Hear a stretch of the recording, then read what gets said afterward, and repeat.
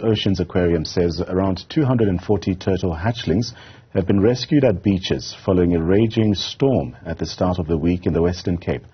More than 45 penguin eggs and chicks were also rescued. Let's take a look.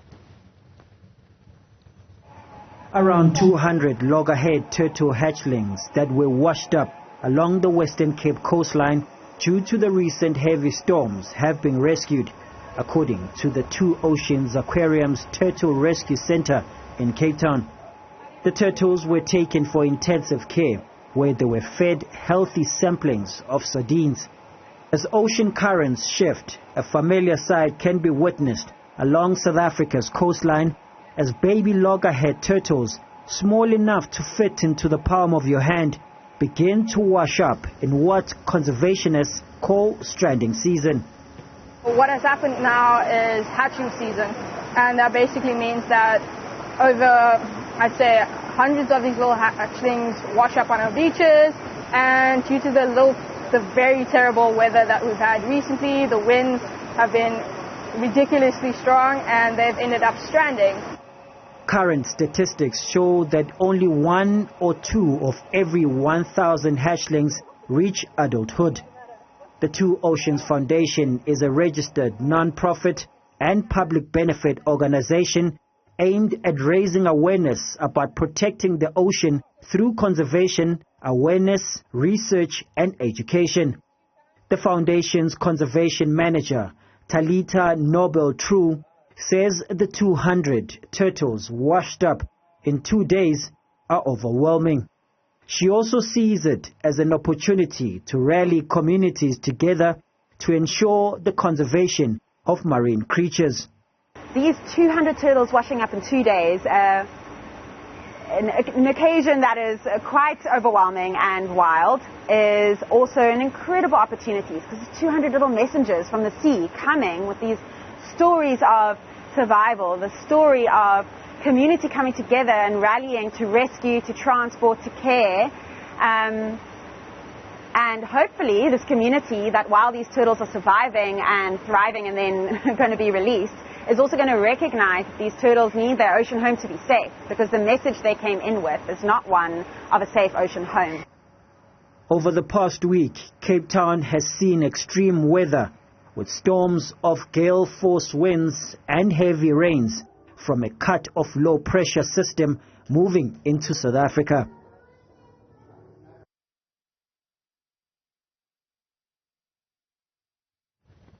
We get some international news now. I'll move to this, where conservationists are warning that reptiles across the southern tip of the African continent are facing increasing threats to their survival.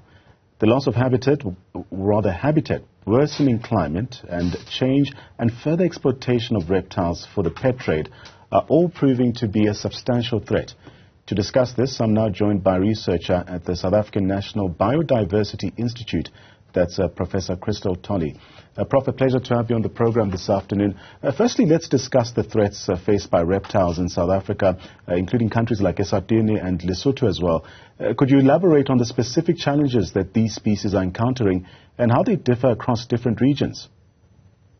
Yes, okay. So actually you really said it already. You mentioned habitat loss as one of the big issues, and it really is primarily that. So throughout Africa, but also throughout the whole world really, our human activities, so building cities and agriculture, are taking over the habitats of not just reptiles, but of plants, of birds, of mammals. And so this really is the big challenge, to sort of balance the habitat loss with keeping habitat for them. So are there particular species or even habitats that are more vulnerable than others? Sure, there definitely are certain habitats and species. So it tends to be the species that have really small natural distribution. So maybe they only occur on a small mountain area or something like that. And when they don't have, they're not in other places. And so if there is habitat loss in that area, the whole distribution can easily get wiped out at once. And we actually have 2 extinct reptiles in South Africa because of habitat loss. One's used to, many years ago, occur in KwaZulu-Natal, and the other in Mpumalanga, and Limpopo, and so those are gone.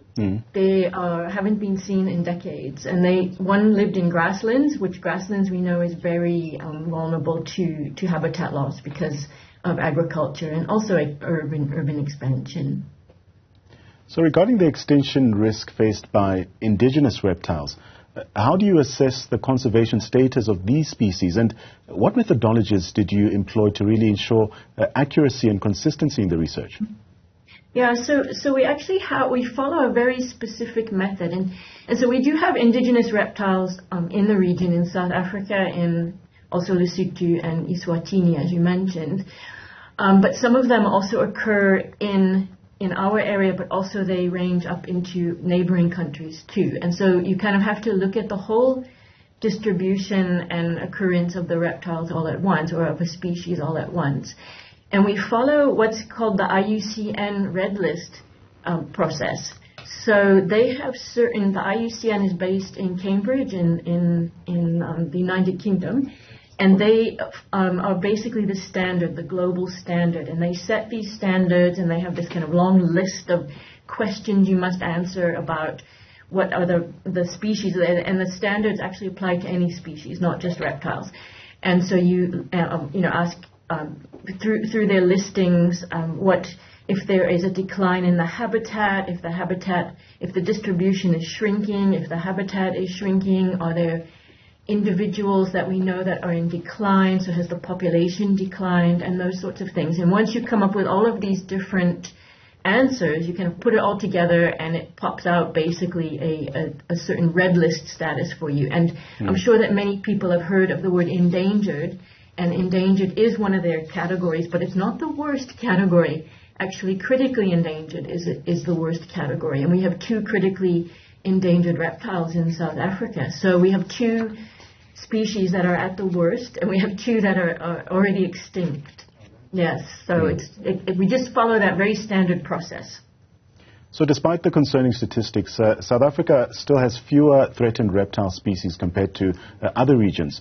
What factors do you believe have contributed to this relative resilience, if you will? Yeah, so I mean that's a really good question, and it is true. You've definitely done your homework there. So there's parts of Africa, basically Central Africa and West Africa, that do have more threatened reptiles than Southern Africa, and also Southeast Asia is pretty bad off as well in terms of how many species they have that are threatened. As far as why are we more resilient, well, actually South Africa does have quite a few protected areas. Much of our land area is under protection. There's a lot of conservancies. There's a lot of groups that get together that sort of make habitat available to biodiversity, to all sorts of biodiversity. So not just reptiles, but everything else as well.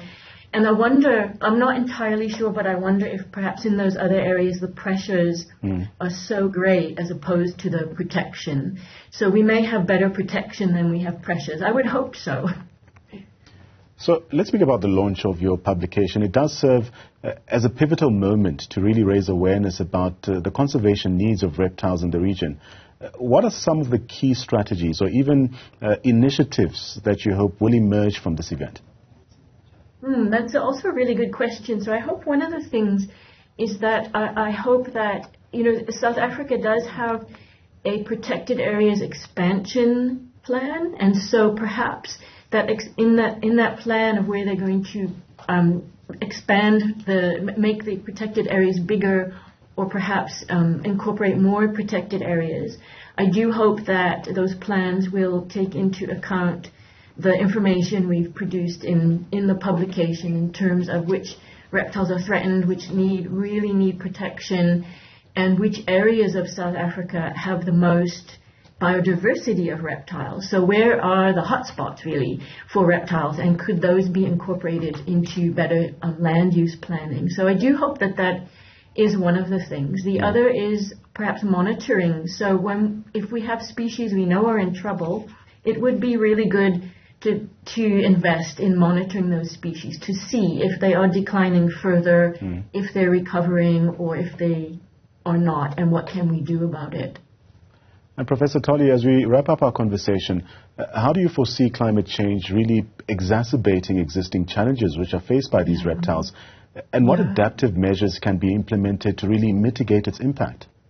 The second part of that question is very tricky. The first part is probably easier. So there are areas of the country that are probably going to be more vulnerable to climate change, and that tends to be the northwestern parts. You know, it's already arid there, it's already hot, and as climate warms, those areas will kind of warm up first and more quickly. And because reptiles, many people know that reptiles sort of bask in the sun, right, in the sunlight. So they'll go out, they'll bask, and then they'll go in and hide in the shade. And if temperatures rise too high, they won't be able to be out basking as long. They won't be able to sort of run around looking for things to eat as long, and they'll have to hide more often. And that means their activity times will be reduced, and therefore they won't be able to basically forage as much. And so this is a real concern for reptiles if their activity times get reduced. And it is something we need to be looking at. As far as what we can do, so I think, you know, the whole world is talking about that, isn't it? And we don't have a lot of good solutions yet. I mean, it's in the media all the time. What can we do? I think let's just track that and follow the bigger potential solutions to climate change, reducing emissions and going solar and all of these sorts of things to try to mitigate it. We supposedly not at the point of no return yet, but I think we're very close. And so, yeah, maybe being more aware and moving to renewables would be great, wouldn't it? Thank you so much for your time. That's Krystal Tolley speaking to us about this critical importance of preserving reptile biodiversity in the face of increasing threats. Let's now go to